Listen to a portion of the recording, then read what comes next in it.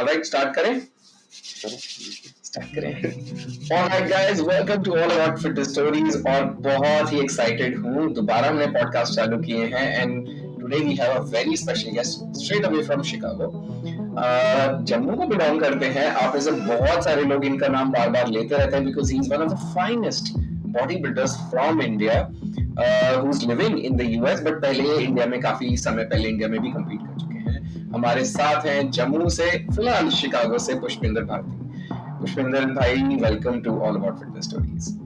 Thank you Nipun भाई, बहुत बहुत शुक्रिया आपका कि आपने मुझे यहाँ पे इनवाइट किया और यस, ये मौका दिया कि मैं आपसे बात कर सकूँ। Thank you. My pleasure. और फर्स्ट ऑफ ऑल तो कॉन्ग्रेचुलेशंस टू यू कि आपने इतनी बड़ी फीट अचीव की, है ना, और बिल्कुल शांति से गए, बिना शोर मचाए, जैसे आजकल चलता है बॉडी बिल्डिंग में, खासकर इंडिया में। शांति से गए, जीत के आ गए, है ना।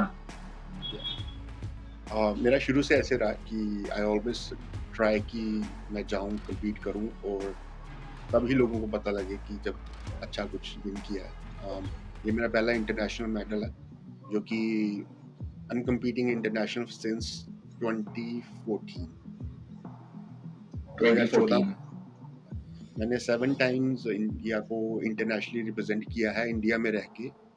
आई एम स्टिल रिप्रेजेंटिंग इंडिया में बाहर रह के ओके, भी। ऑलराइट। सो पुष्पिंदर, आप यूएस में हैं और इस बार आपने काफी बड़ी फीट अचीव की है।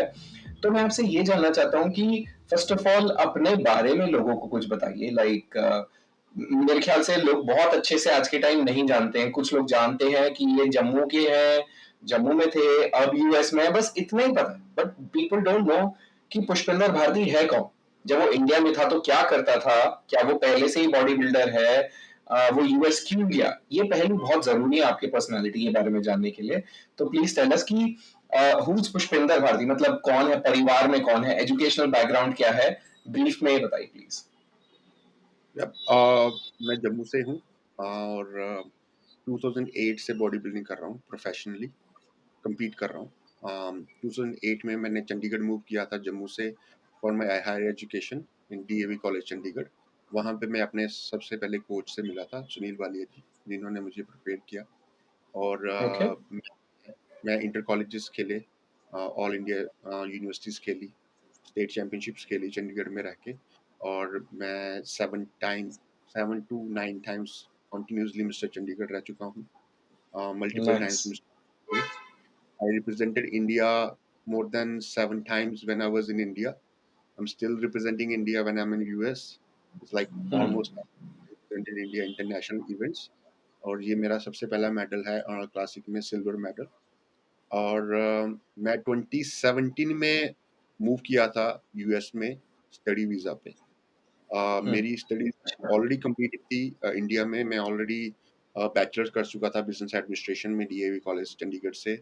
मैं मास्टर्स कर चुका था in entrepreneurship and family business SD college Chandigarh से। उसके बाद मैंने एक और मास्टर करी पब्लिक एडमिनिस्ट्रेशन में डीएवी कॉलेज से। इतनी एजुकेशन का कोई शौक नहीं था, ये भी एक बॉडी बिल्डिंग का जरिया था, क्योंकि मैं अपनी यूनिवर्सिटी को और कॉलेज को रिप्रेजेंट करता था ऑल इंडिया यूनिवर्सिटीज़ में, and they want me to compete more for them.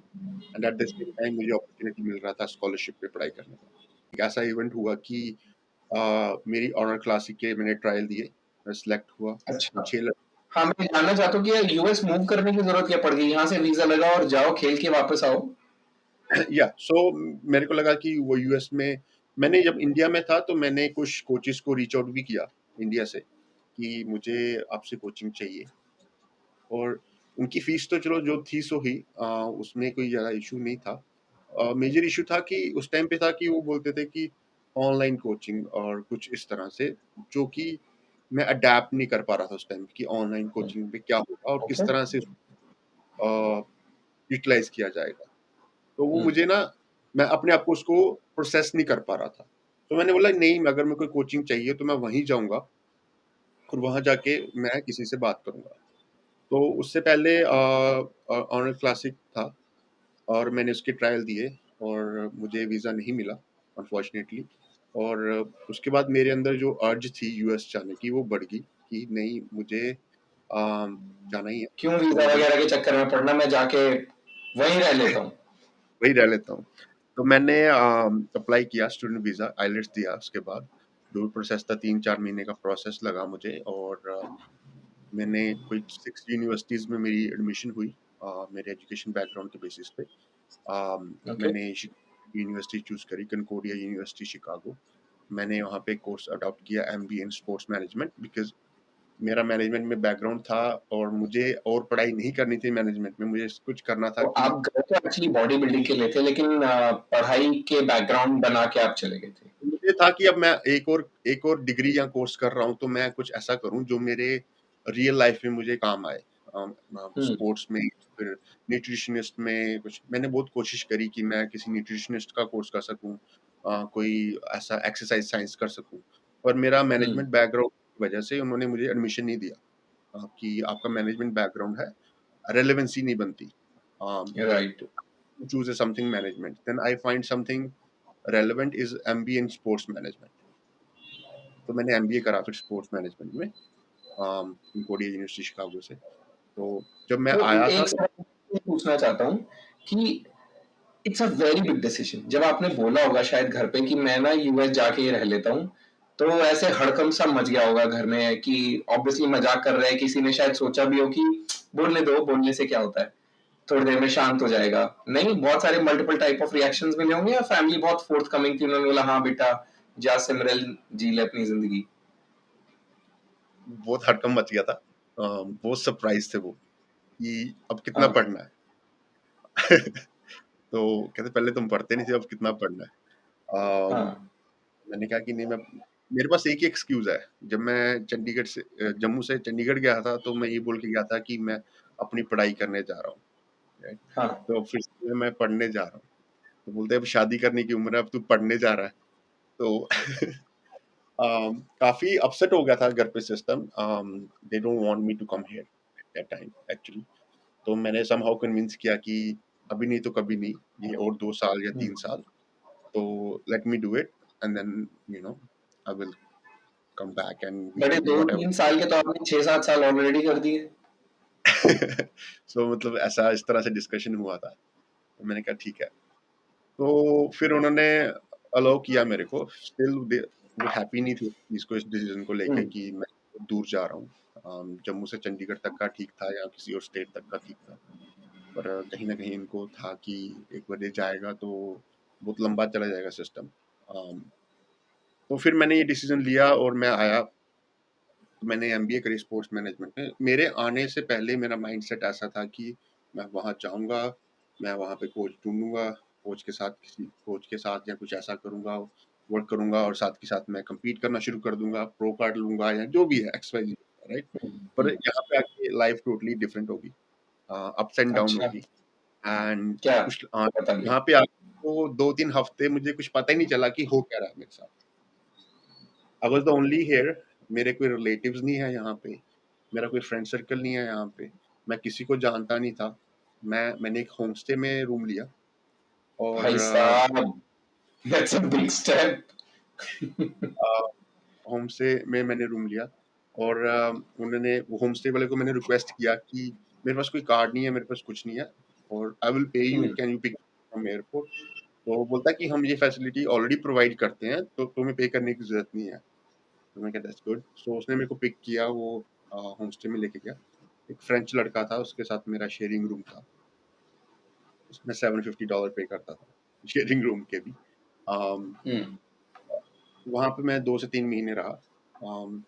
पर मेरे को स्टार्टिंग में कुछ समझ ना आए कि क्या है। फिर मेरे को समझ नहीं आ रहा था कि मैं क्या करूँ? तो मैंने यूनिवर्सिटी का जिम जॉइन किया यहीं पे और मैंने I start working out back again so कि हम्म। मैं मुझे कुछ सॉर्ट आउट नहीं होता, तो मैं यूनिवर्सिटी में हम्म। मैंने वर्कआउट शुरू कर दिया। तो यहाँ पे मैं ऐसे मेरी जर्नी शुरू हुई यूएस की। ओके। सो अच्छी बात है ये, बट आप वहाँ के आबो हवा में रहते हैं, वहाँ के एनवायरनमेंट में रहते हैं, वहाँ का खाना खाते हैं, यहाँ का आपको पता तो है, but you not lived here for a very long time. तो क्या आप अवेयर हैं कि भारत में भी जो बॉडी बिल्डिंग का तरीका था 5-7 साल पहले और जो आज है उसमें काफी फर्क आ गया है? आप जानते हैं इस बात को? बिल्कुल, मैं एक ही चीज़ है वो 100% फ़ॉलो करता हूँ बॉडी बिल्डिंग को। तो आई बिलीव हम्म। कि इंडिया की बॉडी बिल्डिंग बहुत ही ज़्यादा इमेंसली ग्रोथ करी है। अम, हम्म। और पोटेंशियल तो पहले भी थी, अभी भी है, टैलेंट पहले भी था, अभी भी है। पहले एक्सपोज़र नहीं था, पहले हम्म। नॉलेज नहीं, पहले ग्लोबलाइज़ेशन नहीं थी, पहले हम्म। सोशल मीडिया नहीं था इतना ज़्यादा, पहले इतनी अवेयरनेस नहीं थी, अब है। हम्म। अब ग्लोबलाइज़ है, आपको अमेरिका नहीं आना पड़ेगा आपको बॉडी बिल्डिंग करने के लिए। You can hire a coach hmm. From there, because जो मेरे को प्रॉब्लम थी कि मैं ऑनलाइन ट्रेनिंग को अडैप्ट नहीं कर पाया, या मैं वो लैक ऑफ कम्युनिकेशन गैप को बिल्ड नहीं कर हम्म। पाया। अम, मेरे को नहीं लगता कि जो मेरे बाद वाली जनरेशन है उसको ऐसी कोई प्रॉब्लम है। I think India is one of the most growing country right now in body building. यहाँ पे अमेरिका में रह के I can feel that that body building hype in India, कि आई हर एग्री। जितने भी एथलीट से मिलता हूँ, मैं जे कटलर से मिला अभी आर्नोल्ड क्लासिक में तो मैंने, अच्छा। He knows very well. मेरा जे कटलर टीवी पे इंटरव्यू है आज से 2 साल पहले। तो मेरे को बोलता है कि मैंने इंडिया जाना, अभी थोड़ी देर में जल्दी जाऊंगा, तो तेरे को बुलाऊंगा मैंने जब जाना। तो मैं ठीक है। मैं जितने भी एक्स वाई जी एथलीट से मिलता हूँ, they are already planning to go in India, और they already plan to go to India. तो आप क्योंकि अवेयर हैं इंडिया में और वेस्टर्न वर्ल्ड में यानी यूएस की बॉडी बिल्डिंग में, आपको दो तीन सबसे बड़े फर्क क्या नजर आते हैं जो भारत की बॉडी बिल्डिंग में है और वहाँ की और यहाँ की बॉडी बिल्डिंग में फर्क है? um, मुझे नहीं लगता कि आज की डेट पे कोई खास फर्क है। um, और अब मुझे ऑलमोस्ट 3 से 5 साल के बीच में ऐसा टाइम हो चुका है कि मैं इंडिया छोड़ चुका हूँ। 5 सालों में पता नहीं क्या क्या चेंज हो चुका होगा, और आई आई हम्म। डोंट थिंक सो कि वैलिड पर्सन कि मैं आज की डेट का एनालिसिस दूं, but based on hmm. 5 years gap, like 5 साल पहले जब मैं आया था और अभी के हिसाब से मेरे को लगता है कि प्रोफेशनलिज्म की कमी है। प्रोफेशन प्रोफेशनलिज्म की कमी है जैसे क्या? हाँ, प्रोफेशनलिज्म की कमी है इन ऑल टर्म्स। वो कोचिंग के पर्सपेक्टिव से हो, या वो आप एथलीट के पर्सपेक्टिव से हो, या फिर वो फेडरेशन एसोसिएशन और उनके पर्सपेक्टिव से हो। रियलिटी चेक नहीं है। रियलिटी चेक नहीं है, वो मुझे लगता है शायद आज भी नहीं है। बहुत सारे लोग ऐसा सोचते हैं इंडिया में कि मैं बॉडी बिल्डिंग करूंगा तो मैं स्टार बन जाऊंगा, बस बहुत सारे पैसे आ जाएंगे मेरे को। इट्स पब्लिक रिस्पॉन्सिबिलिटी, और इट्स गवर्नमेंट रिस्पॉन्सिबिलिटी, और it's administration responsibility to take care of them. That's the या बिगेस्ट दैट्स द मैं बिगेस्ट बॉडी मिथ। बिल्डर हूँ तो everybody deserves to help me. Yes, I deserve to be helped. लोग ऐसा सोचते हैं कि यार मैं बॉडी बिल्ड कर रहा हूँ ना, everybody must support me like I am doing a favour. ये रियलिटी चेक नहीं है। मैं भी ऐसे फेस में था एक टाइम पे, क्योंकि मेरे मेरे एमबीएस ने मुझे कन्विंस किया कि तू तो नेशनल में मेडल लेके आया है, तू तो इंटरनेशनल खेलने गया था, तो तेरे को तो सरकारी नौकरी मिलनी चाहिए, तेरे को यहाँ से सपोर्ट। जो कि उसमें कोई बुराई नहीं है कि अगर आप एक्सपेक्ट करते हो कि आपको पब्लिक सपोर्ट करे, आपको गवर्नमेंट सपोर्ट करे, आपको एडमिनिस्ट्रेशन सपोर्ट करे। एक्चुअली मोस्टली ये फेडरेशन ने आपके दिमाग में ये बात भरी होती है कि हम बॉडी बिल्डिंग में एक सबसे ज्यादा जरूरी जो बात समझने वाली है, मुझे लगता है कि एक सेल्फ सपोर्ट है। उसको हम्म। कोई भी गवर्नमेंट और गवर्नमेंट ऑर्गेनाइजेशन सपोर्ट नहीं करती। हम्म। ये प्राइवेट ऑर्गेनाइजेशंस के थ्रू चलती है मोस्ट ऑफ द कंट्रीज में, और हम्म। स्पेशली इंडिया में प्राइवेट ही है आज की डेट पे। हम्म। जो हम्म। कहते हैं कि हम सरकारी नौकरी देंगे, हम ऐसा करेंगे वैसा करेंगे, ऐसा कुछ नहीं है। um, उनको ये समझना चाहिए कि आपको साथ के साथ काम करने की जरूरत है। अगर आपको बॉडी बिल्डिंग का हम्म। शौक पालना, पैशन या। है, कुछ भी है, so you have to earn by yourself. हम हम्म। किसी पे डिपेंड होके बॉडी बिल्डिंग नहीं कर सकते कि हमें कोई सपोर्ट करेगा तो हम बॉडी बिल्डिंग करेंगे। हम्म। ये रियलिटी चेक होना बहुत ज़्यादा ज़रूरी है। फेयर ये इनफ आई थिंक। ये मेरा फ़ियर है। I think I can be wrong, मैं गलत भी हो सकता हूँ। मुझे किसी को वो गलत वो नहीं करना। I was in that state at one time, and I had that reality check long time ago. मेरे घर पे एमएलएज़ मेरा जम्मू में पॉलिटिकल सपोर्ट और होल्ड भी काफ़ी अच्छा रहा है। हर कोई मुँह पे आके बोलता है तेरे को तो गवर्नमेंट नौकरी देंगे, हम तेरे को ऐसा करेंगे, तेरे को हम सपोर्ट करेंगे, but nobody do a single penny. किसी ने आज तक मेरी ट्रेन की टिकट तक पे नहीं करी। हाँ, मैं ये डिनाई नहीं कर रहा हूँ कि मेरे को किसी ने सपोर्ट नहीं करा। मैं गवर्नमेंट एजेंसी मेरे मेरे इतने अच्छी इतना अच्छा सपोर्ट सिस्टम है कि मैं बता नहीं सकता हूँ कि मुझे ऐसे-ऐसे लोगों ने इतनी जगह पे सपोर्ट किया कि I am still appreciate them, I still blessed to have them in my life. उनकी वजह से मैं हुँ, यहाँ हूँ, मेरे पेरेंट्स हो गए या फिर मेरे फ्रेंड सर्कल हो गया, या मेरे फैमिलीज़ हो गए या मेरे ऐसे वेल विशर्स हो गए जिन्होंने मुझे हमेशा से सपोर्ट किया। हुँ, या ओके, वेरी नाइस। लेकिन मैं एक और चीज़ आपसे पूछना चाहता हूँ बिकॉज़ आप बहुत समय से इस गेम में हैं और आपने उतार-चढ़ाव बहुत देखे होंगे बिकॉज़ ये गेम है डिफिकल्ट थोड़ा। हर स्पोर्ट होता है एक्चुअली या and this is no different. There is a lot of difficulty in this. एक आजकल बहुत चीज़ उभर के आ रही है, वो है depression.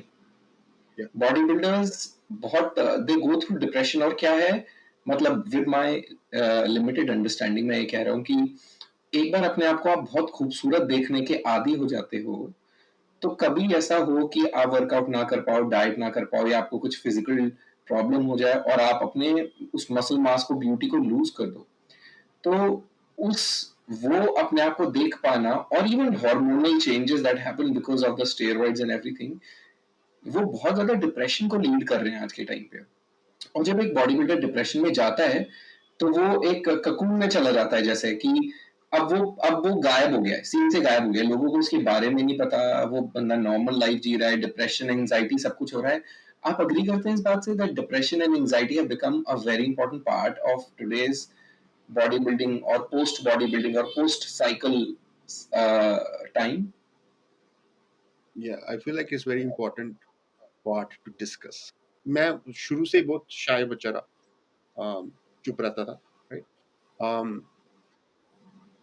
if I come to bodybuilding, right, nowadays depression or anxiousness is very common. हर किसी को बेस्ट दिखना है ऑल द टाइम। वो अपने आप को हल्का सी एक बार उनको शेप में आ गए, उनको हल्का हल्का अपने आप को पेट बाहर निकला हुआ नहीं दिखे। एक बहुत अनहेल्दी कॉम्पिटिटिव एटीट्यूड लेके चलते हैं कि वो ऐसा दिख रहा है तो मुझे भी ऐसा दिखना है। That's another reason. The major reason I see is the social media. Most of the people अच्छा try to show their best on the social media. वो तो Uh, ठीक है बिल्कुल बेस्ट वो moments want to be best moments wanna be life मैंने ये किया है, मैंने वो किया है, मैं ऐसा दिख रहा हूँ, मेरी बॉडी ऐसी दिख रही है। उसकी वजह से बहुत सारे लोग जो अपने आप में कॉम्प्लेक्स फील करना शुरू कर देते हैं कि यार मैं ऐसा क्यों नहीं दिखता हूँ, मैंने ऐसा क्यों नहीं ऐसा किया कि मैं ऐसा नहीं क्यों नहीं दिख रहा, राइट? ये मेरे को लगता है कि ये बहुत बड़ा रीजन है। ये तो फिर लैक वो of self esteem lack of confidence and excessive comparison है दूसरों के साथ कंपेयर करना खुद को कि वो बेटर है मैं ऐसा क्यों नहीं हूँ एक्सेट्रा वो थोड़ा वो है किसी मेरे स्कूलमेट ने या मेरे साथ पढ़ने वाले ने, मेरे साथ रहने वाले ने, कि मेरे साथ उठने बैठने वाले ने मुझे देख लिया या मैंने किसी को ऐसे देख लिया सोशल मीडिया पे जो कि बहुत अच्छा कर रहा है, तो वो भी एक कॉम्प्लेक्स फीलिंग लेके आता है। बहुत सारे लोग कंपेयर करना शुरू करते हैं। Again this is hmm, also a sign of depression. Hmm, it's body building में डिप्रेशन होना, सबसे पहली बात, बहुत फास्ट सक्सेस चाहिए body.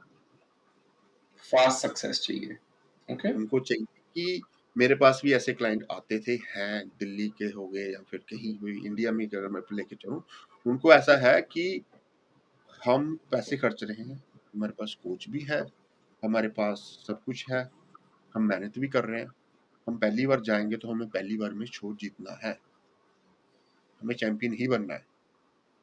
That is unrealistic expectations. Hmm, ये सबसे तो ज़्यादा रियलिस्टिक डिप्रेशन, क्या है ये रियलिस्टिक नहीं है। बॉडी तो बिल्डिंग रियलिस्टिक क्या है रियलिस्टिक ये है कि आप अपने आप को समझो, अपने आप को देखो कि आपका जेनेटिक स्ट्रक्चर कैसा है, आपकी बॉडी कैसे रिस्पॉन्स करती है। रियलिस्टिक अप्रोच ये है कि आप पिछले साल किस तरह से दिख रहे थे और आज किस तरह से दिख रहे हो। आपके आप सर्कमस्टांसेस अपने साथ आप अपने से जीतो आप ये कहने की कोशिश करो you have to compare yourself to yourself या आपके सर्कमस्टांसेस क्या थे और क्या है। हो सकता है कि लास्ट ईयर आपके सर्कमस्टांसेस आपको बहुत सपोर्ट कर रहे थे, बहुत बेनिफिशियल थे आपके लिए। और इस साल के जो हम्म, सर्कमस्टांसेस आपको सपोर्ट नहीं कर रहे और आप उस तरह परफॉर्म नहीं कर पा रहे। हम्म, Again, I told you when I came here, मेरे को 2-3 हफ्ते पता नहीं चला कि क्या चल रहा है, and then I was not able to work, I was not able to do anything. I was in depression for beginning of my year. मेरे को समझ थोड़ा ही नहीं आ सपना रहा। दिखता है, मैं यूएस क्यों आया था इतनी मेहनत करके और यहाँ पे तो कुछ भी वैसा हो ही नहीं रहा जो मैंने सोचा था। मेरे को जॉब ना मिले, मेरे को यूनिवर्सिटी के अंदर जॉब भी ना मिले लो वेजेस पे। बोलते कि हमारी सारी जितने भी हमारी वैकेंसी थी फुल थी।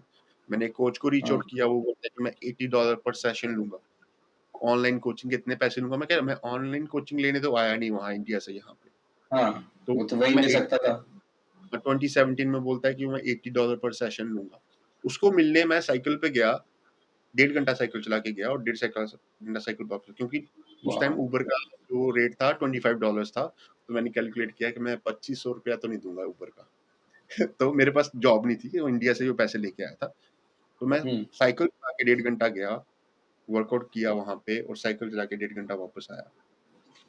तो वो भी एक फ्रूटफुल मीटिंग नहीं थी, राइट? एट वन पॉइंट कि बात तो बनी नहीं, तो वो तो $80 मांग रहा है मेरे से, और हुँ, $80 हुँ, मैं दे, हुँ, मैं वहाँ उस जिम हुँ, तक पहुँचूँ कैसे? ना मेरे पास गाड़ी है, ना मेरे पास हुँ, कोई कम्युनिकेशन है, ये कम्यूट है कि मैं जाऊँ कैसे वहाँ पे? So that also depression. Again मैं यहाँ पे एक बड़े सारे ऐसे यूज़ केसेस देखे हैं मैंने यहाँ पे जो डिप्रेशन का शिकार हैं। जैसे एक रिसेंटली मैं एक 54 इयर्स ओल्ड बॉडी बिल्डर को जानता हूँ यहाँ पे। कल ही फ़ोन आया था उसका मेरे को। He is very close to me. He was into drugs before. उसने पहले कोई बॉडी बिल्डिंग नहीं करी, बट एड्स जब ड्रग छोड़ने की कोशिश करी, जिम जाना शुरू किया, उसका बॉडी स्ट्रक्चर अच्छा था, उसकी बॉडी अच्छी थी, तो उसने कम्पीट करना शुरू किया। उसने नेशनल स्टेट चैंपियनशिप में कम्पीट किया, यहाँ पे नेशनल में कम्पीट किया, उसकी सेकंड की थर्ड आया, राइट, वो नेशनल्स में। And then when he came back from nationals and then he stop everything and he keep going hard inside the gym, and 54 years old start expecting himself like a 20 years old. He said he want to अच्छा, achieve everything. Now his, he start feeling numb on his one side. I mean, something is wrong with his um, spine nerve, so he feel numb on the neck or something, and he going to अच्छा। doctors every. It's nothing related to bodybuilding. It's nothing related to the supplementation or medication he is using. It's just his age and something, he pull or push in his spine or तो he did हुआ क्या something. उससे? Yeah, how right. So how he was. How related to depression? So now he's in depression that he can't go to the gym. He's calling me every day. He's like he want to discuss, and I'm trying to help him out. Like, it's just a bad phase. You have to go to the doctors to find out what's going on in your spine, what's wrong there, so we can fix. So you can fix. Doctors can fix, and you can start coming back to the gym again. So but आपने he, अभी बताया नहीं कि आप accept करते हो या accept नहीं करते हो that there is a problem, depression की अक्यूट प्रॉब्लम है। आपने अभी ये नहीं बताया, अपना स्टैंड नहीं बताया आपने। I accept that there is a huge problem going on right now. It's a huge problem, and it needs to be discussed. It needs to be addressed. It's I think it's need to be addressed by the coaches. जितने भी influencer हैं जो social media पे बोलते हैं मैंने 30 दिन में ऐसी बॉडी बना ली, मैं मैं मैगी खा के बॉडी बना रहा हूँ, या फिर मैं परांठे खा के बॉडी बॉडी बना रहा हूँ, मैं ऐसा कर रहा हूँ, मैं वैसा कर रहा हूँ। They are just misleading the general public, right? मुझे भी वो पता है यूथ को कि डिप्रेशन की तरफ पुश कर रहे हैं कर इनडायरेक्टली। रहे हैं। ये स्मॉल स्मॉल कंपोनेंट्स हैं जो ये डिप्रेशन की तरफ ही पुश कर रहे हैं। They are making them hmm, confuse. वो बोलते हैं कि सर हम्म, हम जिम जाएं हेल्दी खाएं या हम जिम जाएं परांठे मैगी खाएं। हम्म। लॉन्गजेविटी क्या है? लॉन्गजेविटी यही है कि healthy eating and training every day and taking rest and good good recovery. मैं भी परांठे खाता हूँ, मैं भी मैगी खाता हूँ जब मेरा मन करता है वंस इन अ व्हाइल। पर अगर 12 साल के 15 साल के करियर सोर्स में नहीं अगर है बॉडी बिल्डिंग की। है, वो मैगी पराठे सोर्स नहीं है बॉडी बिल्डिंग की, सोर्स नहीं वो है, चीज सोर्स है। नहीं है। हाँ, कभी कभार वो आपको पुश दे सकता है। कभी हमने 6 महीने में एक बार परांठे खाए हैं या मैगी खाई है, तो हो सकता है कि आपकी बॉडी डिफरेंट रिस्पॉन्ड किया, तो आपको पुश मिला, आपको ऐसे हम्म, ग्लाइकोजन हिट, आपको जो भी हुआ एक्स वाई जी, राइट, जो भी कोई भी साइंटिफिक टर्म हिट हुई, इट डजंट मीन कि वो कोई वरदान है कि उसी से बॉडी बनेगी अभी। हम्म, ये ऐसा तो नहीं है, नहीं कि बॉडी बिल्डिंग कोई बहुत नई चीज है। सालों से चलती आ रही है। There is no rocket science in it. There is a science, there is no rocket science कि ऐसा हर साल कोई नई चीज़ आ जाती है तो उससे ही बॉडी बनेगी। अब आप 70s, 80s और 90s के बॉडी बिल्डर देखो, उनको कम्पीट करना, उनके लेवल का बनना आज की बॉडी बिल्डर्स के लिए पॉसिबल क्यों नहीं है? दे आर सो कन्फ्यूज़्ड क्यों इन नहीं टुडे है? अच्छा सवाल है, क्यों नहीं है पॉसिबल? बेटर मेडिसिन है, बेटर साइंस है, better knowledge, better ergonomic machine, सब कुछ तो बेटर है, तो पॉसिबल क्यों नहीं है? ये तो उल्टी बात हो गई। because they are so confused and they are expect unrealistic result. um, they don't know actually what they want. They want to do cheat days. नहीं, ये They want तो थोड़ी सी हवाई हो गई, ये बातें थोड़ी सी हवाई हो गई। आप इनको स्पेसिफिक करो कि जब आप कहते हो they don't know what they want, ये तो who knows what we want, nobody knows what we want, right? आजकल एट सम की पॉइंट बॉडी इन टाइम इसको थोड़ा क्वांटिफाई करो आप कि वो ऐसा सोचते हैं जबकि ऐसा नहीं है, ऐसे स्पेसिफाई करो इसको। सो आजकल के जो बॉडी बिल्डिंग एथलीट्स हैं, राइट, मैं किसी का स्पेसिफिकली टारगेट नहीं कर रहा हूँ ना। मैं बॉडी बिल्डिंग एथलीट्स ले लो या फिर आजकल के जो बच्चे जो जिम जाना शुरू करते हैं, राइट, ये सारे मेरे को मैसेजेस ऐसे आते हैं जिन्होंने जिम भी जाना शुरू नहीं किया था। सर मुझे डाइट चार्ट दे दो, सर मुझे आप हम्म। ये बता दो कौन सा डब्बा लूं, सर मैं एक्स वाई जी मेडिसिन यूज कर लूं, मैं 2 महीने हो गया मेरे को जिम जाते हुए, सर ये मेडिसिन हम्म। का कोई साइड इफेक्ट तो नहीं है? उनसे जब मैं एज पूछता हूँ कितनी है, उनकी 18 साल, 19 साल, 20 साल। Again, age doesn't matter when your lifting age is like 10 years, right? When you're lifting from last 10 years, then there's no fun to ask how old you are.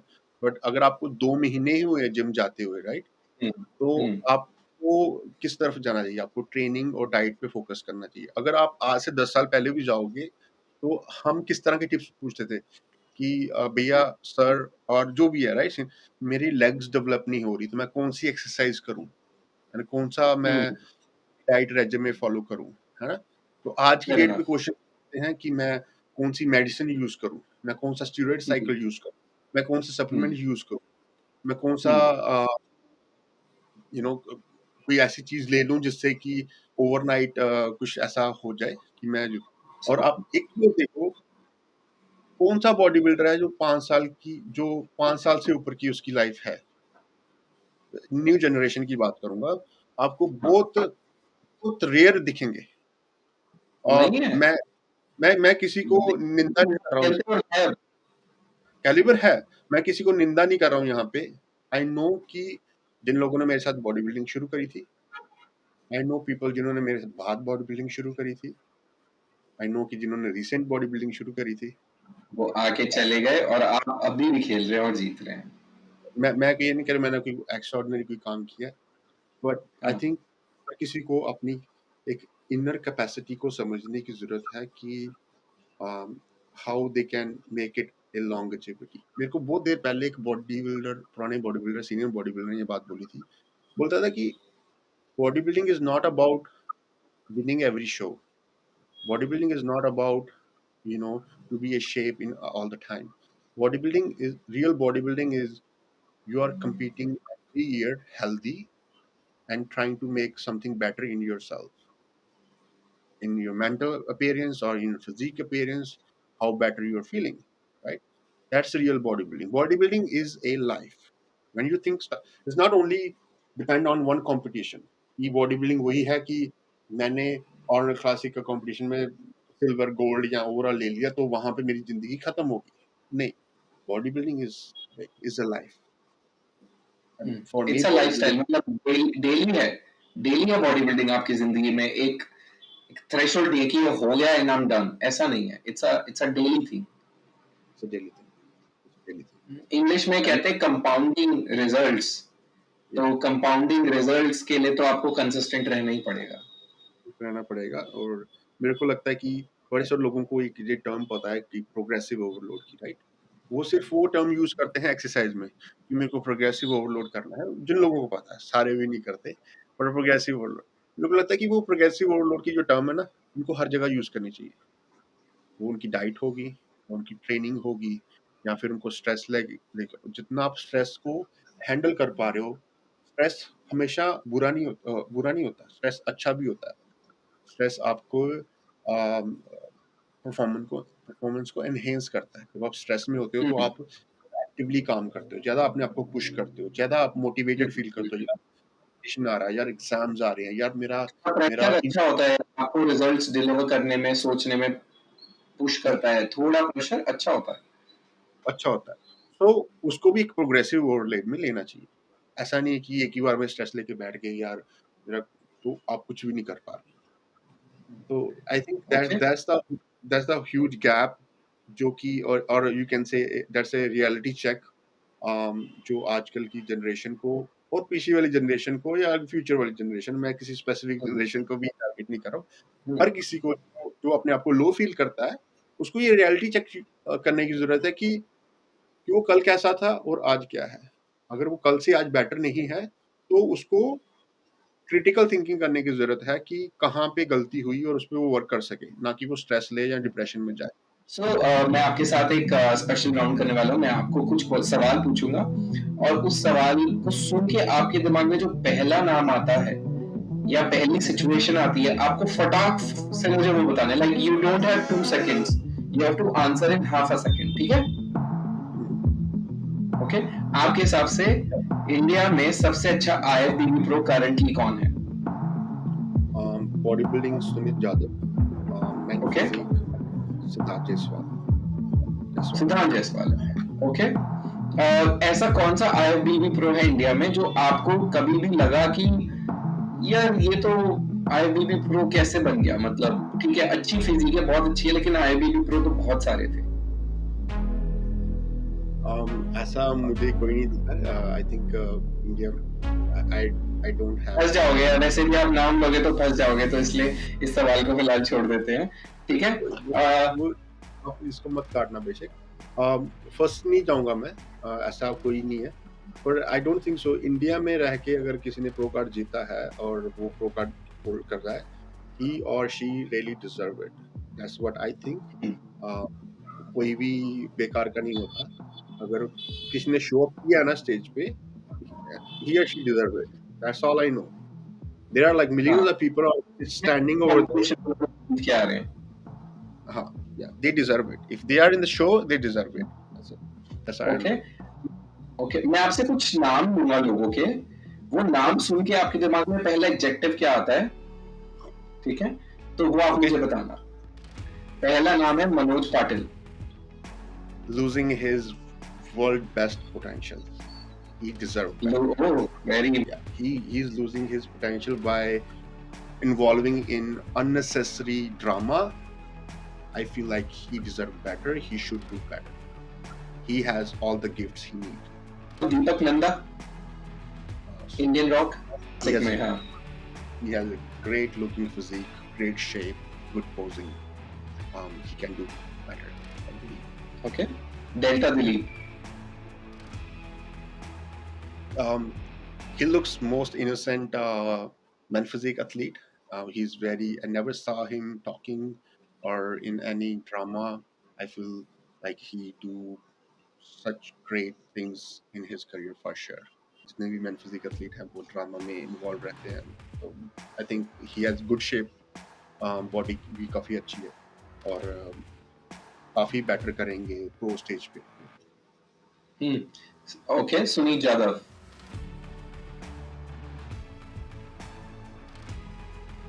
Top 5 in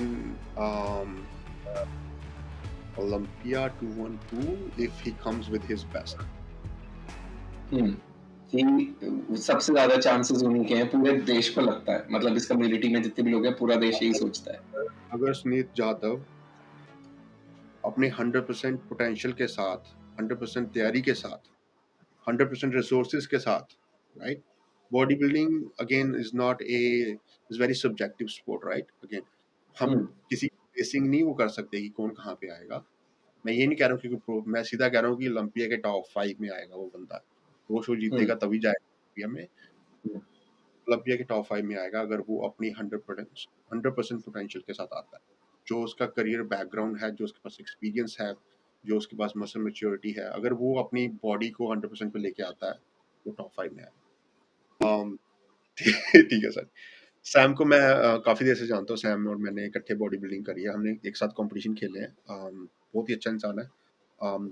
अब मैं जो रैंकिंग कर रहा हूँ, मैं ranking कर रहा हूँ basis of physique, present physique के हिसाब से। Number 1 Rahul, second Sam, third Junaid Kaliwala.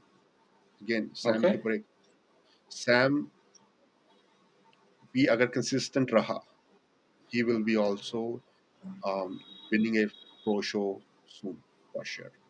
लेकिन स्पेसिफिक में आपका कोई ऐसा फेलियर है जिससे आपने बहुत कुछ सीखा और आप चाहते हैं कि आप लोगों के साथ शेयर करें ताकि वो भी सीख सकें related to body building? um, जो मुझे फेलियर लगता था आज तक, कुछ दिनों तक, कुछ हफ्तों महीनों पहले तक, कि मैंने अमेरिका में मूव करके अपने बॉडी बिल्डिंग करियर को बहुत होल्ड पे ला दिया, और मैं जितना अग्रेसिवली compete कर पाता था, या मैं डिफरेंटली 100% फोकस करता था बॉडी बिल्डिंग पे, वो मैं नहीं कर पा रहा। जो मुझे फेलियर नहीं लगता था, वो मुझे एक ड्रॉप बैक लगता था कि यार ऐसा होता तो बेटर होता, वैसा होता तो बेटर होता, मेरे पास पैसे होते, या मुझे इतना काम नहीं करना पड़ता, या मुझे और चीज़ों के लिए नहीं सोचना पड़ता, तो ऐसा होता। पर रिसेंटली आई रियलाइज कि वो प्लस पॉइंट है, माइनस नहीं है। अच्छा। मैं अब मैं 2 साल में एक बार compete करता हूँ। मैं अभी 1 साल के गैप के बाद compete किया। उससे पहले मैंने 2 साल compete किया। Okay. I feel more healthy. I feel more longevity in myself. I feel more stable in financially. I feel more stable in my mindset. I feel more focused. Um, when you are into stress all the time, it's not good for your health. I okay. realized. I know this thing before, but I really realized now that competing continuously is not healthy. Um, लगातार compete करना healthy नहीं है। आपको breaks लेनी चाहिए और अपनी body की ग्रोथ की तरफ फोकस करना चाहिए, ना कि कंपटीशन की तरफ। वो 3 महीने में कंपटीशन आ रहा है, वो करना है, 2 महीने में कंपटीशन आ रहा है, नो करना है। मैंने अपने भी, मेरे क्लाइंट्स थे, मैंने इनकी भी सारी माइंडसेट चेंज कर दिया कि नो, हम कंपटीशन पे फोकस नहीं कर रहे हैं अब आज के बाद। हम फोकस कर रहे हैं आपकी ग्रोथ पे, हम फोकस कर रहे हैं आपकी डेवलपमेंट्स पे, हम फोकस कर रहे हैं आपकी प्रोग्रेस पे। अगर आप प्रोग्रेस कर रहे हो, विन विन सिचुएशन में है। अगर आप प्रोग्रेस नहीं कर रहे हो और कंपटीशन फिर भी जीत रहे हो, आप हम विन विन सिचुएशन में नहीं है। That's what I feel. बहुत बहुत अमेजिंग। आई थिंक आपने दो चीजों के जवाब दे दिए, अपनी मिस्टेक और उसकी लर्निंग, और आपने कैसे नए किसी नई चीज को एक्सेप्ट करके पॉजिटिवली लिया और समझा उसको। That's absolutely amazing. My last question to you for today is कि अगर आपको इंडियन यूथ को जो बॉडी बिल्डिंग में घुसना चाह रहे हो उनको मैसेज देना है, एक्सेप्ट कि गो स्लो, डोंट रश, ये तो हर कोई जानता है, बट दे स्टिल रश। अगर एक कोच उनको बोलेगा कि यार मैं नहीं करा सकता आपको 2 महीने में चैंपियनशिप, मैं नहीं जितवाने वाला, टिकट स्लो, तो वो इस कोच को छोड़ के उस कोच के पास चले जाएंगे और कोई ना कोई उनको इंजेक्ट कर करके दे ही देगा। ठीक है? तो अगर कोई आपको एक बहुत ही सुलझा हुआ मैसेज देना है यूथ को, तो वो क्या होगा? वो शायद मैं आपको पहले भी दे चुका हूँ। सबसे पहला, रियलिटी चेक। आप अपने साथ रियलिटी चेक करो। अगर मैं बॉडी बिल्डिंग करना चाह रहा हूँ, तो मैं अपने साथ रियलिटी चेक ये करूंगा कि मेरा फाइनेंशियल बैकग्राउंड मुझे कितना सपोर्ट करता है। राइट, सबसे बड़ा रियलिटी चेक हम्म। वो है। आप जितने मर्जी डेडिकेटेड हो, आप जितने मर्जी कमिटेड हो, हार्ड वर्किंग हो, पर अगर आपका फाइनेंशियल बैकग्राउंड आपको सपोर्ट नहीं करता, या आपका फाइनेंशियल सिस्टम आपको सपोर्ट नहीं करता, तो आप बॉडी बिल्डिंग नहीं कर पाओगे। This is very harsh truth, right. मतलब हमारे पास महीने में एक्स थाउजेंड रुपीज की सेविंग्स होनी चाहिए जो हम यहाँ पे लगा सकें, एंड देन बिना फॉर द पैसे के नहीं यंगर, होगा। हाँ, तो अभी इसी for the younger body builders जो स्टार्ट करना चाहते हैं, I hmm. Recommend them go to the gym, build their foundation, right? Start building their foundation। for foundation build करने के लिए बहुत ज़्यादा पैसे नहीं चाहिए। आप एक्सरसाइज सीखो, एक्सरसाइज कैसे लगाते हैं, डाइट और ट्रेनिंग के बारे में लर्न करो। बट हम्म। जब आप वो कर रहे हो, उसके parallelly you make sure you make money. आप हम्म। ट्यूशंस पढ़ाओ, आप कोचिंग दो, आप जो भी काम करते हो, आप केले बेचते हो, आप ब्रेड बेचते हो, कहीं हम्म। बेचते हो, that doesn't matter. If you are hmm. Getting for somewhere, get it done. आप वो काम करो और पैसा बचाओ। एंड ऑफ द डे, अगर आपको प्रोफेशनली बॉडी बिल्डिंग करनी है, लॉन्ग टर्म, आपको लॉन्ग टर्म पैसा चाहिए, आपको लॉन्ग टर्म इनकम चाहिए जो आपको पास आ रही है, और आप और बॉडी बिल्डिंग कर सको। और जिस तरह से हम बोलते हैं ना बॉडी बिल्डिंग में, अगर तुम अपनी डाइट के लिए अपने पेरेंट्स पे डिपेंड लग पड़े होने कि अपनी मम्मी बना के देगी डाइट या तो आप खाओगे तो होगा, तो कभी नहीं होगा। सेम वे, अगर आप इनकम सोर्स के लिए किसी पे डिपेंड रहोगे कि कोई मुझे सपोर्ट करेगा तो मैं बॉडी बिल्डिंग करूंगा, कोई मुझे सपोर्ट करेगा तो मैं ऐसा करूंगा, कोई मुझे ऐसा करेगा तो मैं वैसा करूंगा, वो ऐसा कभी नहीं होगा। अगर आपको हम्म, करना है तो आपको ही करना पड़ेगा। वो आप हम्म, फाइनेंशियल पर्सपेक्टिव से हो जाए, डाइट के पर्सपेक्टिव से हो जाए, या फिर आपको सुबह उठ के जिम जाना है, वो भी आपको खुद ही जाना पड़ेगा। Hmm, fair enough. This is a- तो yeah, yeah, having a reality check और सजग रहना कि ये आपकी चॉइस है, बॉडी बिल्डिंग yeah, करना आपकी चॉइस है, किसी ने आपके ऊपर थोपा नहीं है कि तेरे को बॉडी बिल्डर ही बनना है, अब तू yeah, सटा किसको, ये yeah, चॉइस है, you can choose choice, not to be a body builder, right? yes, yes. अगर आपको पैसे ही कमाने हैं तो पैसे कमाने के लिए और करियर बहुत सारे हैं, तो वो आप चूज करो और पैसे कमाओ। Right? मैं एक और चीज ऐड करूंगा कि ये बड़ा अजीब सा पैराडॉक्स है कि असल में इस गेम को अच्छे से कर पाने के लिए दो चीजों की जरूरत है, एक तो ढेर सारे पैसे की और एक ढेर सारी नॉलेज की। Yes, और इस गेम में जो मोस्टली लोग आते हैं, बच्चे आते हैं खेलने के लिए, उनके पास यही दोनों चीजें नहीं होती हैं। नहीं। और आप कहते हो कि मैं एक नॉलेज वाला बंदा हायर कर लूंगा, नॉलेज वाला बंदा हायर करने के लिए आपको फिर पैसे चाहिए। सो या नॉलेज वाला बंदा हायर करने के लिए भी पैसे चाहिए, बिल्कुल सही बात बोली आपने। तो आप बोलते हो कि हाँ मैं कोच रख लूंगा तो मैं बन जाऊंगा, पर कोच रखने के लिए भी आपको पैसे चाहिए। अब बड़े सारे लोग मुझे एब्सोल्युटली। करते हैं कोचिंग के लिए, सर आप मुझे फ्री में कोच कर दो। ऐसा मुझे फ्री में कोच करने में कोई परेशानी नहीं है, and I am happy to do that.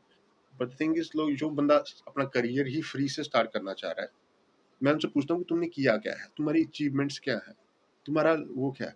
मैंने अभी जिम जाना शुरू किया 2 महीने या 3 महीने में, मैंने कहा why you need coaching from me only, मेरे से ही कोचिंग क्यों चाहिए, आप किसी बेस्ट जूनियर हो, कोच से ले सकते हैं ना।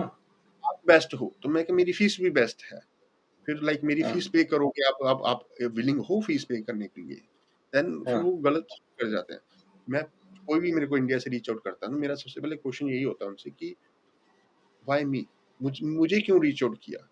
तुम्हारे आजू बाजू में हंड्रेड्स कोचेस मिल जाएंगे जो आपको आपके लेवल के हिसाब से आपको ट्रेन कर सकते हैं, आपने हम्म, मुझे ही क्यों। हम्म, सर आप बेस्ट, बेस्ट हूँ मैं, ठीक है, पर फीस भी तो है ना, आप इतना अफोर्ड नहीं कर सकते। आप जो पैसे मेरे को देने हैं आपने अपनी डाइट पे लगाओ। अगर आपको इंस्टाग्राम चलाना आता है, अगर आपको यूट्यूब चलाना आता है, आपको फेसबुक चलाना आता है, तो आपको गूगल भी चलाना आता है। गूगल पे इतने बेसिक डाइट चार्ट फ्री में मिलते हैं। मैं नहीं कहता हूँ आप उनको ब्लाइंडली फॉलो करो। अगर आपको ये इंटरनेट चलाना आता है तो आपको बेसिक रिसर्च करना भी है। अगर आप अपने लिए मेहनत नहीं कर सकते तो मैं क्यों मेहनत हम्म, करूँ आपके लिए। हम्म, तो ये hmm, message actually I think we can add this as well, कि ये मैसेज है या, कि अगर आप किसी चौथे बंदे को मैसेज कर रहे हो ना कि आप मेरे को हेल्प कर, पहले तो तू खुद देख भाई, तू अपने आप को हेल्प कर रहा है, तूने खुद खोल के देखा कि उस तेरे लिए क्या अच्छा है क्या बुरा है, नहीं देखा। तूने सिर्फ एक बॉडी बिल्कुल। वाले बंदे की फोटो देखी और उसके पीछे पड़ गया तू कि तू मेरे को कोच कर, और भी फ्री में कोच कर। Hmm, so I think that's not a good approach as well. I think very very good, very very good suggestion, practical भी है, और ये वैसी चीज है जिसको बार बार बार बार बोलते रहने की जरूरत है, किसी को समझ आ जाएगी ये बात। I think this is possibly ये हमारे पूरे पॉडकास्ट का बेस्ट पार्ट था, एंड हम बहुत अच्छी नोट पे कंक्लूड कर रहे हैं, इससे बहुत कुछ सीखने के लिए मिलेगा। Thank you so much. आपने अर्ली मॉर्निंग, आई थिंक आपके यहाँ कुछ 6-7 बजे हैं, 8 बजे हैं? 8 बजे सैटरडे, आज मैं लेट उठता हूँ, सैटरडे मेरा लेट डे होता है। तो हाँ, फिर मैंने आपको 9 AM बोला था, बट या हाँ, गुड, मैं आज बिल्कुल उठा बट और थैंक यू सो मच, आपने इतना टाइम दिया। नहीं बहुत। आपका जब भी इंडिया आना हो, IHFF के लिए आए या सिर्फ ऐसे ही परिवार से मिलने के लिए आए या शिफ्ट ही हो जाएं, प्लीज बताइए। मैं डेफिनेटली आपसे मिलना चाहूंगा। और एक बार लोगों को अपना डोला जरा फ्लेक्स करके और दिखा दीजिए, लोग देख तो नहीं पाएंगे लेकिन ऐसे ही देख लेंगे। Look at that, mister Arnold Classic का डोला right there, massive, I massive. still feel more proud if somebody call me Mr. India. मेरे को उसमें ज़्यादा फील आता है कि मिस्टर इंडिया और क्लासिक क्लासिक तो चलते रहता है। वो तो ऐसा लगता है कि अरे किसी दूसरे मैदान में जाके फतेह की है। तो मेहमान। या मेहमान। हाँ, आपने एक क्वेश्चन पूछा था कि कि आप, मुझे लगता है कि आज की डेट पे ना बड़े सारे लोग जो न्यू जनरेशन में मुझे नहीं जानते कि who's पुष्पिंदर एंड हम्म। उसका बैकग्राउंड क्या है। आई फील लाइक हम्म। कि अब इस वीडियो के बाद वो लोग जानेंगे। एक चीज मैंने और शेयर नहीं करी, बड़े सारे लोगों को मेरा एक मैसेज हो रहा है यूथ को। वो सोचते हैं कि बॉडी बिल्डिंग कर रहे हैं, कुछ भी कर रहे हैं, तो उसके साथ पढ़ाई छोड़ देते हैं, कुछ ऐसा करते हैं। मेरे मेरे पापा बहुत बड़े लेवल के रेसलर रहे, मड रेसलर। मैंने he was my first and only inspiration, कि जिनकी वजह से मैं फिटनेस, हेल्थ और स्ट्रेंथ गेन में, मुझे ये था कि मैं बहुत स्ट्रांग पावरफुल मैन बनना है मुझे। मैं उनको देख के बहुत छोटा था मैं, जब लोग ऐसे बड़े बड़े पहलवान आते थे उनके पाँव में हाथ लगाते थे, मेरे को लगता कि मेरे को भी ऐसी रिस्पेक्ट चाहिए, है ना, मुझे भी ऐसा ओहदा चाहिए। तो वो एक फीलिंग मेरे को यहाँ तक आज ले आई। उन्होंने एक बात बोली थी कि बेटा, स्पोर्ट्समैन चढ़ता सूरज है। स्पोर्ट्समैन एक चढ़ता सूरज, जब चढ़ता सूरज उसको सब सूर्य नमस्कार करते हैं, डूबते हम्म। सूरज को कोई नहीं करता। कोई नहीं करता। एक ये चीज, तो जब तुम चढ़ते सूरज हो, make sure you make your best on that time. दूसरी चीज, स्पोर्ट्स तुम्हारी एक मुकाम है, पढ़ाई तुम्हारी सीढ़ी है। वो सीढ़ी चाहिए तुम्हें ऊपर तक पहुंचने के लिए। Make sure you do minimum of your studies, like आप ग्रेजुएशन करें, बैचलर्स करें, मास्टर्स करें। लोग कहते हैं कि मैंने पढ़ाई करी तो मैंने ये किया। मेरे से मेरी बॉडी बिल्डिंग ने ए प्लस प्लस ग्रेजुएशन कॉलेज से मेरी बैचलर्स कराई, डीएवी कॉलेज से, जहाँ पे 85 कट ऑफ जाता था। बहुत कम परसेंटेज में मैंने एडमिशन लिया वहाँ पे, बॉडी बिल्डिंग कोटा में, बॉडी बिल्डिंग स्पोर्ट्स कोटे में बेसिकली। मैंने फ्री एजुकेशन करी है। मैंने फ्री में MEFB करी है, masters in entrepreneurship and family business. College मेरे को मंथली 3000 रुपीज पे करता था, कॉलेज में पढ़ने का वाह। फ्री था। उस टाइम पैसा कुछ नहीं था। और मैंने मास्टर्स करी है पब्लिक एडमिनिस्ट्रेशन में। फिर मैंने यहाँ पे मूव हुआ हूँ, मैंने MBA करी है स्पोर्ट्स मैनेजमेंट में। नाइस। मैं PhD कर रहा हूँ बिजनेस एडमिनिस्ट्रेशन में। आपको इतना पढ़ने की जरूरत नहीं है। ये सब कुछ एक बॉडी बिल्डिंग परस्पेक्टिव से, चलो मैं जहाँ तक पहुँचा आज मैं कर रहा हूँ। बट आई थिंक कि आपको एक मिनिमम डिग्री होल्ड करनी चाहिए। ऐसा नहीं है यार मैं तो बॉडी बिल्डिंग में पढ़ गया या मैं किसी और काम में पढ़ गया। स्कूल जाओ, कॉलेज जाओ, स्कूल कॉलेज लाइफ एंजॉय करो। Those are at different level fun, enjoy those moments as alright, amazing. Soon to be doctor Pushpinder Bharti. Well. नहीं यार, पुष्पिंदर ही ठीक है। पर या चल ठीक रहा है। Thank you so much for all your time. है। Yep. एक बार फिर दोबारा कनेक्ट करेंगे कुछ नए सवालों के साथ, कुछ नए फंकी क्वेश्चंस के साथ। और बिल्कुल। आज आपने टाइम दिया, इतने शॉर्ट नोटिस पे टाइम दिया, उसका मैं, हमारे सारे व्यूअर्स आपका बहुत बहुत धन्यवाद करते हैं। एक आखिरी चीज आपसे और चाहूंगा, प्लीज जरा लोगों को बोल दीजिए कि ये वीडियो जरूर शेयर करें, अपने फ्रेंड्स के साथ व्हाट्सएप पे, इंटरनेट पे, हर जगह जरूर शेयर करें। हाँ, और हमारे प्यारे प्यारे से छोटे से चैनल को सब्सक्राइब करना ना भूलिए। मेरी जितने भी लोग देख रहे हैं उनसे रिक्वेस्ट है कि प्लीज चैनल को सब्सक्राइब करें निपुण भाई के, और वीडियो को लाइक करें अगर आपको पसंद आती है। कोई आपको वीडियो में अच्छा मूवमेंट लगा तो वो कमेंट सेक्शन में हमें बताएं कि आपको क्या अच्छा लगा, किस चीज ने आपको इंस्पायर किया या मोटिवेट किया, डिमोटिवेट किया, या आपको लगा कि ये तो ऐसे ही बकवास कर रहा है ना। तो उसको क्या पता कि इंडिया में क्या चल रहा है। मुझे अपडेट करो कि इंडिया में क्या चल रहा है, जो मैं अवेयर नहीं हूँ। तो मुझे बताओ, हमें पता लगे कमेंट सेक्शन में कि क्या चल रहा है। ठीक है ना? बिल्कुल। बिल्कुल बिल्कुल। Alright, thank you so much for that lovely message. Everybody stay tuned, बहुत सारे एक्साइटिंग लोगों के साथ एक्साइटिंग एपिसोड आने वाले हैं, स्टार्टिंग विद पुष्पिंदर भाई, and there is more to come, so stay tuned, remember to subscribe, and as भैया सेड, कमेंट करना ना भूलिए, सो दैट वी नो कि आपको क्या पसंद आ रहा है और क्या ना पसंद आ रहा है। सी यू।